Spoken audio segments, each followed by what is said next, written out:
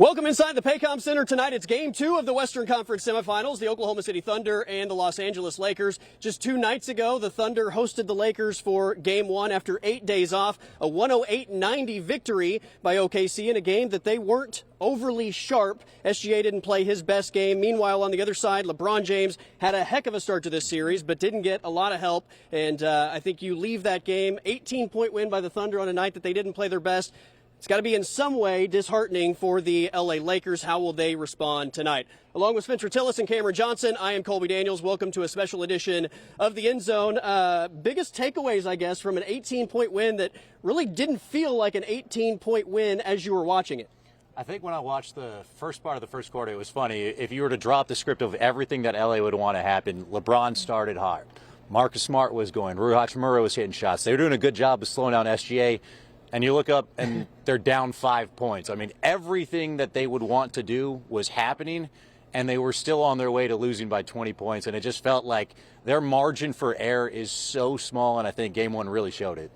Well, you said it. I mean, it's not their best performance, and they still win by 18 points. That, to me, is my biggest takeaway. This is a team that, despite having 8 days off and admitting to having some real rust in there, they still pull out a dominant win like that. And it's like, hey, if you're upset about an 18-point win, your team's in good shape. And I do believe it was a rust issue, and I think now that that's under their belt, they're going to be flying full steam ahead. I think both teams walked away from that game feeling like there's a lot they can correct, a lot of things they can do better. We'll see ultimately what the adjustments look like tonight. In terms of the Oklahoma City side of things, obviously we have to start with Shai Gilgeous-Alexander. On Tuesday at this time, we were talking about how sensational he was in Game 1, averaged 33.8 points per game in the first series against the Suns. 8 days off seemed to be somewhat of a factor. I think you also would be naive to not give the Lakers' aggressiveness on defense a little bit of credit in him only scoring 18 points, 7 turnovers in that Game 1 Tuesday night. He spoke about what the issues might have been. I was loose with the ball, had a lot of turnovers, but I think that goes into the rust of not playing for a little bit. They were obviously very aggressive, but I feel like for most of the night we got great looks. Sometimes it didn't go down, but we got great looks, it felt like, and we generated good offense. I wouldn't call it decision making. I think he made the right decision all night long. I think there were a lot of opportunities where we weren't where we needed to be, and he was expecting us to be there. We had a couple turnovers in the pocket like that, where he threw it right to where we should have been and we weren't there. In the stat book, those are his turnovers, but they shouldn't be. I think he made the right play every single night. They threw 2, showed him aggressive coverages. He bent it at times, went before they could come double. But, those turnovers aren't on him.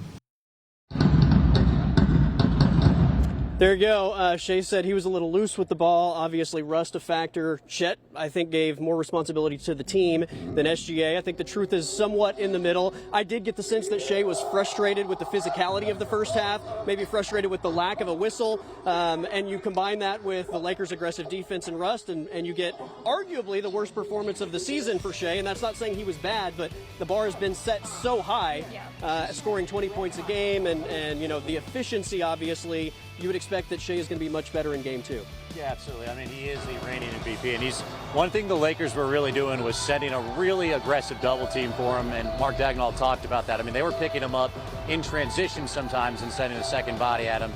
And if you're that much pressure, you're going to give up the ball, and it's a hard time to try and really find a rhythm offensively if you're pushed that far back. And then, like you mentioned, at times when he was driving, it felt like he was looking more for contact and was throwing it up rather than perhaps trying to finish. And he wasn't getting the calls. Only 3 free throws, kind of uncharacteristic. He normally is able to get those calls and find himself at the line. Free throws are one of the easiest ways to get into rhythms in a game. So I'd imagine he either makes that adjustment and either just tries to score or gets a little bit more of a friendly whistle tonight. But I don't think there's very many people that are concerned about him having back-to-back bad nights. And if your bad night is 18, 19 points, that's a pretty good performance still regardless. I mean, you talk about frustrating. He had almost as many turnovers as he had made baskets. That's going to get to you at some point. But the important part of that is he still had a team-high 6 assists and was still doing a good job of getting the ball out to his teammates who were able to put up big numbers in his place. And I think, I mean, you have that kind of performance where, I mean, it's still 18 points, right, but it sticks with you. And I would expect at least that this is going to be kind of a revenge game. See him come out with a much more intense fire. Well, Chet Holmgren was fantastic as we heard him taking some of the blame for why SGA committed 7 turnovers. He talked about the adjustments that they made within that game 1 and what we might see in game 2. No matter what you expect to happen in the game, you can only carry over what the game is showing you. They showed us some different looks out there on both ends of the floor. I feel like we adjusted well when they changed things up. But I feel like we've seen a good majority of what you can do out there on the basketball court, so I don't think we're surprised by anything. There you go. They weren't surprised, and obviously with the aggressiveness on SGA, that creates mismatch opportunities. Chet Holmgren is already a mismatch opportunity because of his size and versatility, and he obviously capitalized. 24 points, 12 rebounds, 3 blocks. I felt like the majority of the big momentum plays in Tuesday night's game were also somehow Chet involved, whether that was getting a block shot to create a fast break opportunity, a big rebound, or what he did so often in game 1, which was finish at the rim. Yeah, absolutely. It was coming a lot in transition as well. He forced a lot of turnovers, and then he was beating Aiden up the court. He was attacking the rim, and Aiden, again, is about the only big that the Lakers have. So if you're able to get out in transition, Hartenstein did it a couple times, but then Chet was just rim running, and that is a matchup that is going to be able to be exploited throughout this entire series if OKC wants it. He must have listened to us in the post-game show or pre-game show before, because I said, it'd be nice to see him turn it up just a little bit offensively. Not that he was in bad shape by any means, but you get through that first quarter and a half, and he's having these big explosive dunks, and you're like, all right, here we go. And then sure enough, you see the kind of night that Shea ends up having, and this game really did fall on his shoulders, and he delivered and looked like he had no problem doing so. And it's just, I think he's gotten better as the season has gone by, and especially during this early part of the postseason. He's just been really fun to watch and really important to the team. He's taking, I think, more ownership maybe of the offensive end of the floor. I mean, this is Shea's team. Shea obviously is one of the elite scorers in the league, and typically you have J-Dub as the next option. A.J. Mitchell has also been exceptional offensively, and not that Shea is or Chet isn't doing everything in his power, but I think there's a difference when you're being counted on to do something in a bigger role than maybe being the 3rd or 4th option, and he's certainly taking advantage of that. If you asked everybody, I think in the media or all the fans coming into game 1, what's the biggest advantage the Thunder have in this series? Depth is 100% on the short list, and I mean, that was the difference maker, right? 34 points by the Thunder bench in game 1, only 15 points for the Lakers bench, and I think just the number of fresh bodies and what that does for your starting 5 as well over the course of 48 minutes obviously showed in a big way. Yeah, they play 11 guys in the first quarter. They had 10 guys that logged over 10 minutes in the game. Lakers would dream to have that kind of depth. I mean, their second unit, most of those guys would probably start on a lot of places in the league, and they really make the difference because you start looking at what happens in the first quarter. The minutes with LeBron are pretty even, and then all of a sudden you look at the bench, Jackson Hayes comes in as your backup big, Chet starts having a big night, and it's like they fall off so much on the Lakers bench, and you don't have that drop-off. If a guy's having a quiet night, you're able to go to the bench, have Caruso hit a couple of big shots, you're able to come to guys that are going to change the momentum a little bit, and every single one of those guys are A to A-plus defenders as well, so you're not giving up anything on that side of the court. That's such an advantage, and to have all those guys in your toolbox if you're Mark Dagnall to call on. You mentioned before game 1 that you have one team that is handled or equipped to handle injuries and another team that is less so, and the Thunder is very clearly the team that knows how to play through this. They have all season. And it's to the point that there is not a guy on the team that you would not feel comfortable with taking a shot with the game on the line or coming up with a big defensive play. And it really seems like everyone was involved in that game on Tuesday, especially in those 3rd and 4th quarters, to watch Jared McCain rattle off back-to-back threes, really give that team momentum to close out the game the way that they did. It's a specialty what they have going here, and it's really and what it does to your gas tank. I mean, we obviously saw the big separation in this game occur at the beginning of the fourth quarter. The Thunder started to put some distance between them and the Lakers on the scoreboard, and you just felt like the Thunder still had a lot more in the tank than the Lakers roster and maybe lack of depth overall. All right, we are breaking down Game 2 tonight. Thunder lead this thing 1-0. We've got to check in with our guy, Adam King, who once again is bringing the hype over at Thunder in the Park. Adam, what's up? Oh, Colby, Cameron, Spencer, it is awesome out here. Much better weather today. The crowd is out earlier today. The energy is out here, and there are tons of ways you can show your spirit. I got a little bit of a Bowie feeling going on here. You can come out here and get your face painted, and it'll only take a couple minutes so you can show your spirit. Emily's out here taking care of me and doing a really good job. We're making sure that everybody out here has the great fun, the experience. They can bring the passion that we need to keep the pressure on the Lakers for this series. All the stuff that you're looking for out here. Ticket giveaways. There's a bunch of stuff for the kids if they want to test their athleticism. I saw an agility challenge out there. But really what I'm focused on right now is getting my spirits up so I can be Thunder forward. We got the shirt for the game tonight. These are going to be awesome. And if you can't get in the building tonight, you can at least be out here and show your spirit and everything you have to offer. Even get some merch. There's opportunities there for there. But we've got a pretty full service job going on here with Emily. So we're going to let her get back to it, and we'll check in with you guys in just a little bit. I hope the energy inside gets as good as it is outside, even this early before the game. Thank you, Adam King. Over at Thunder in the Park, we'll check in with him again before we sign off. A little over 3 hours away from Game 2 of the Western Conference semifinals. That is Spencer Tillis and Cameron Johnson. I am Colby Daniels. Up next, a Thunder forecast. And we're going to talk Thunder celebrations. That's next on this special edition of The End Zone.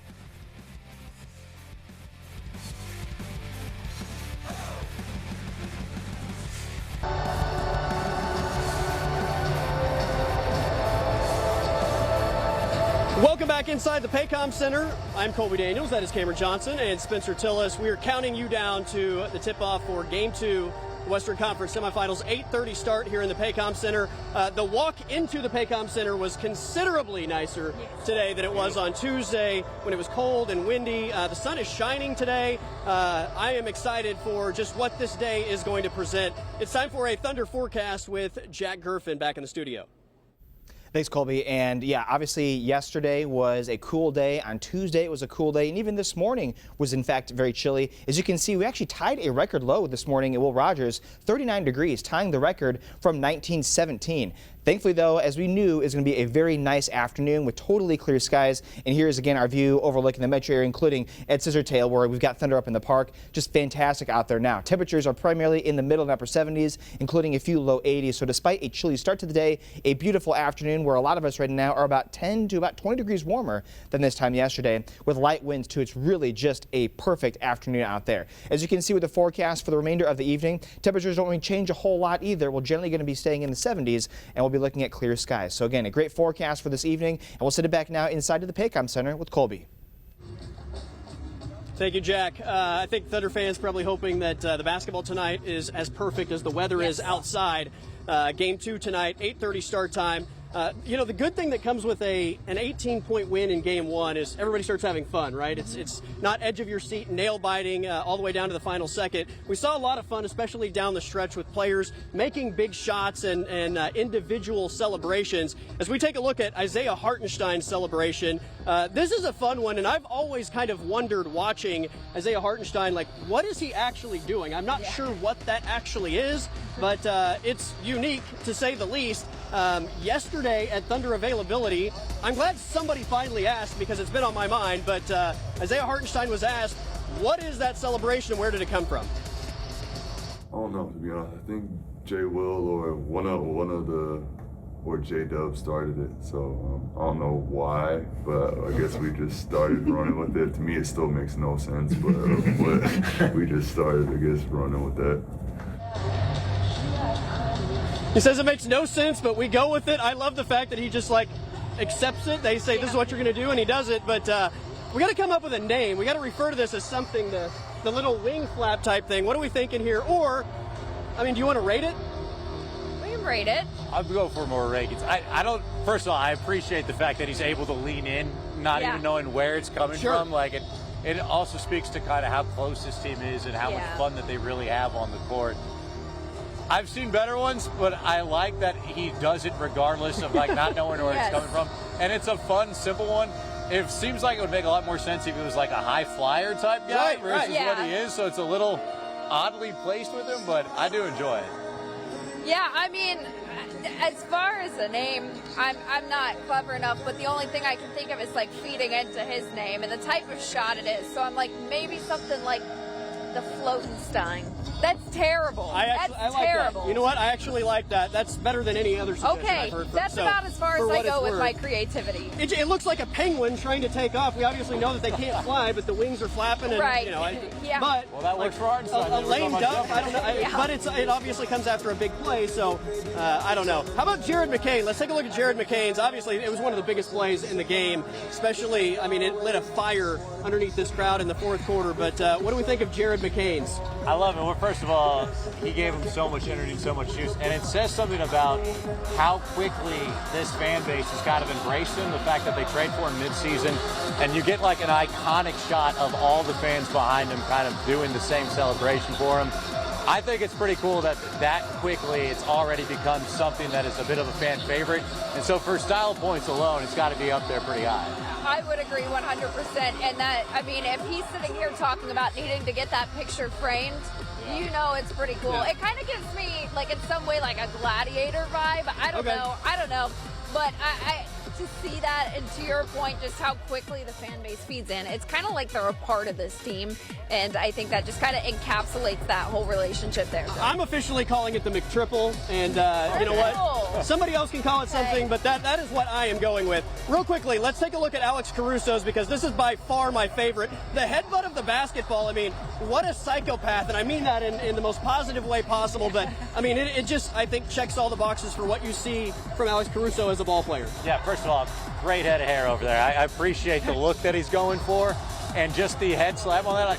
I think it's an A+ of the three. It's my favorite, and it kind of also, that's the type of player he is, so it fits very well for him, and so it's a beautiful mix, I think. I didn't see it happen in real time until I hopped on the internet and saw all of the reposts. It's like, that absolutely makes sense. Everything about that is on brand, and you need that kind of energy this time of year, so I'm all for it. That's right. All right, we got to wrap things up with Game 2 adjustments on the other side of the break. I'm Colby Daniels. That is Cameron Johnson and Spencer Tillis. We're counting you down to the start of Game 2 of the Western Conference semifinals. Thunder Lakers tip-off at 8:30.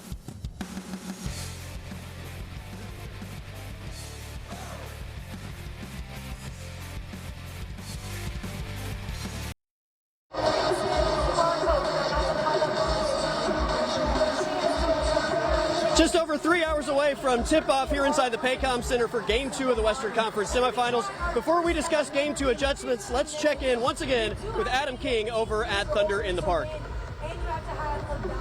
Oh man, Colby, I feel like I have graduated from Ziggy Stardust and I've gone full Ultimate Warrior here. Emily has taken care of me. Looks like we can give a little bit of a reveal here and let everybody see what's going on. We just went for it. We went full face. Why not? Everybody else can get out here. The energy out here at Thunder in the Park is unbelievable. There's been a huge crowd.